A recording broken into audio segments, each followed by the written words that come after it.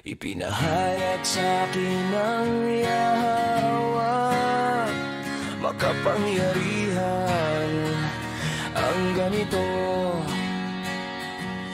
Hindi patatawarin hanggang sa kamatayan ang kasalanang ito ninyo. Sabi ng Yahawa, makapangyarihan.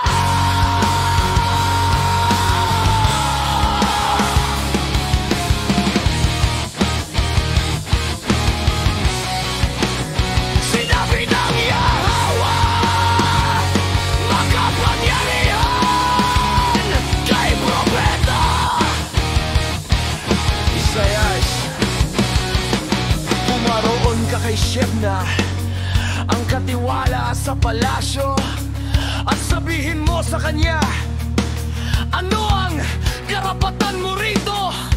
Sino ang nag-utos sa iyong gumawa ng libingang ito?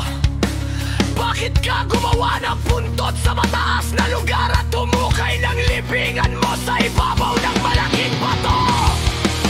Mag-ingat ka! Yahawa!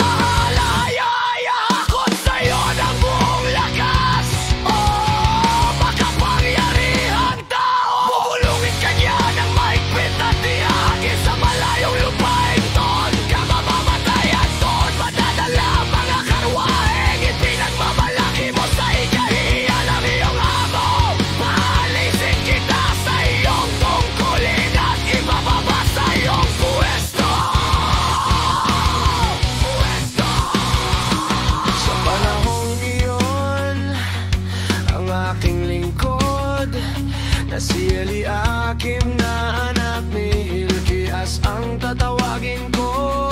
Isusuot ko sa kanya ang iyong damit at ipapasa ko sa kanya ang iyong kapangyarihan. Siyang magiging ama ng mga naninirahan sa Jerusalem at ng buong Juda.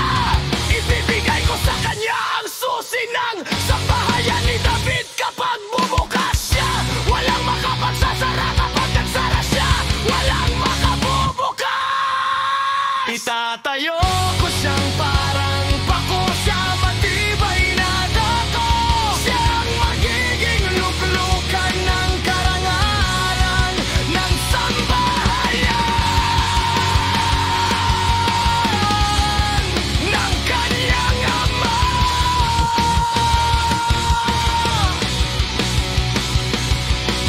Mula sa kanya magmumula ang karangalan ng kanyang angkan, ang mga anak at apo, maging ang maliliit na kasangkapan, mula sa mga tasa hanggang sa mga saro. Subalit sa araw na iyon, sabi ng Yahawa, makapangyarihan! Ang pako na itinayo sa matibay na dako ay mapapali at mahuhulog, at lahat ng nakasabit dito ay mawawasak.